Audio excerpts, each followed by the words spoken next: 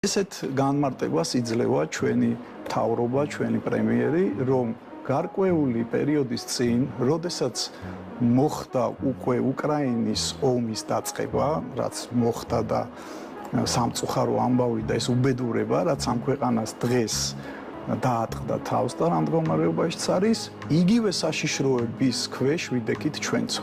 ნახეთ, იძახის კონკრეტულ მაგალითებს, რომ ჩვენ რაც ამ პერიოდამდე უკრაინის ომამდე რომ უკლავდებოდით ყოველწლიურად ამ გამოწვევებს და წარმატებით მიუხედავად იმისა მაინც ზრდა გქონდა ეკონომიკური და ყველა ბიზნესის წარმომადგენელი ეთანხმებოდა ამ საუბარს რომ ყველა კმაყოფილი იყო, ყველას ქონდა ესე ვთქვათ საკმაოდ დიდი მიღწევები ბიზნესის მხრივ, მაგრამ დადგა ის აუბედითი დღე, როდესაც უკვე ქვეყანა დადგა ომის გამოწვევის წინაშე.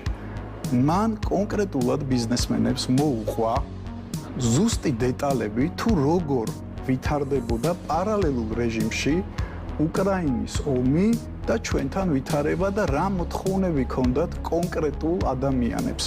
კონკრეტულ პიროვნებას ისიც თქვა, ახსნა განმარტებით თუ რა შეხვედრა ჰქონდა ერთ-ერთ ელჩს, პატივცემულს, რომელიც მობრძანდა მთავრობის წევრებთან, პრემიერთან იმ პერიოდში იყო ბატონი ირაკლი ღარიბაშვილი, მათ შორის ირაკლი კობახიძეც ესწრებოდა ამ შეხვედრას მთავრობის კანცელარიაში და ხდება შემდგომი რამ, რასაც გვიცხადებს უყველა.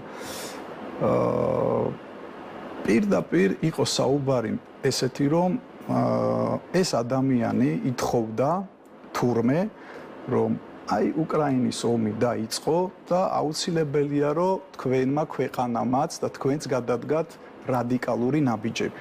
ლაპარაკია იმაზე, რომ მოდით თქვენ დაიწყეთ აქტიური მოქმედებები თქვენი ქვეყნის განთლიანების ნაწილში, შედით და დაიწყეთ ომი.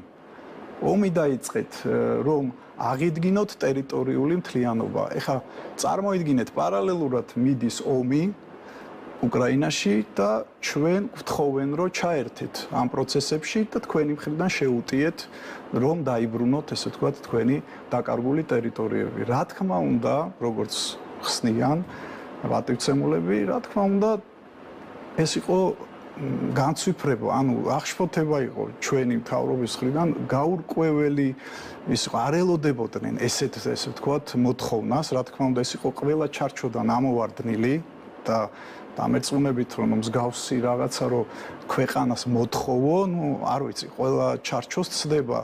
შესაბამისად ჩვენი ხელისუფლება დადგა სწორ პოზიციაზე და დაუსვეს კითხვა, რომ გავიგეთ, რასაც ითხოვთ, ეს არის წარმოუდგენელი, რასაც თქვენ ითხოვთ და კითხვა იყო შემდგომი, რომ რას შვებით ჩვენ თუ ამ ნაბიჯს ვდგავთ, შემდგომ რა ვითარება დგება და რა არის ამ ყველაფრიდან მერე შედეგი. შედეგი იყო ესეთი, ნახეთ, პასუხად რა მიიღეს, რომ რამოდენიმე დღე თქვენ გაუმკლავდებით ომს, რა თქმა უნდა, მაგრამ შემდგომ გადახვალთ ტყეში და დაიწყებთ პარტიზანულ ბრძოლას. აი თქვენ წარმოგიდგენიათ, ესე იგი აი მსგავსი სცენარი, როდესაც დგება და მოდის ესეთი თქვათ მაღალი დიპლომატიური რანგის ელჩი და ამას ითხოვს. ამის გააზრება და ამის დაფიქრება ხო ყველას გვმართებს, ხო? ყველას არა აქვს მნიშვნელობა ბიზნესმენები ვართ თუ ვინა ვართ, ხო? ნებისმიერ რიგით მოქალაქესაც ეხება ეგ. რა თქმა უნდა ჩვენი მხრიდან, ესე იგი ვიძახი მთავრობის მხრიდან იყო ძალიან ხისტი პასუხი, რომ მსგავს რამეს არ არსებობს ჩვენ ქვეყანას არ მოვაწევთ. გამორიცხულია, ანუ ჩვენ ვიქნებით ჩვენი ქვეყნის სადარაჯოზე და ესეთ კონფრონტაციულ და რაღაცა ძალისმიერ მეთოდებს ვემიჯნებით, ვეწინააღმდეგებით და პატივცემული გაისტუმრეს უარით. შემდგომ, რასაც ყვება ბატონი პრემიერი, შემდგომ იწყება უკვე მთელი ისტორია, ნახეთ. ამის შემდგომ იწყება ისტორია, სადაც ეს კატეგორიულად მიუღებელია გარკვეული ძალებისთვის, სადაც თანხმედრაში არიან და ერთად არიან დღევანდელ ოპოზიციასთან, კატეგორიულად მიუღებელია და ხდება, ნახეთ რა, ანუ იწყება რადიკალიზმი გაათმაგებულად და გაასმაგებულად. ის 12 ის თქვა 9 წელი პერიოდი, გარდა ბოლო 3 წლისა იყო, ესე იგი კიდევ არაფერი იმასთან შედარებით, რაც დაიწყო. უკვე ბოლო ეს 3 წლის განმავლობაში, იმიტომ რომ ეს ის სცენარი, რაც ეწერა, რომ ჩვენ უნდა ჩავთულიყავით ამ ომში და ჩვენ უნდა ყოფილიყავით მონაწილენი ამ ბრძოლის უკრაინელებთან ერთად, ესე ვთქვათ, არ განხორციელდა. ამის არ განხორციელება იყო მიუღებელი, რაც შემდგომ აისახა უკვე მომდევნო წლებში და ეს ყველაფერი უკვე მიიყვანა დღევანდლამდე, სადაც ჩვენ გვაქვს ის მოცემულობა, რაც გვაქვს, დგევართ აი ესეთი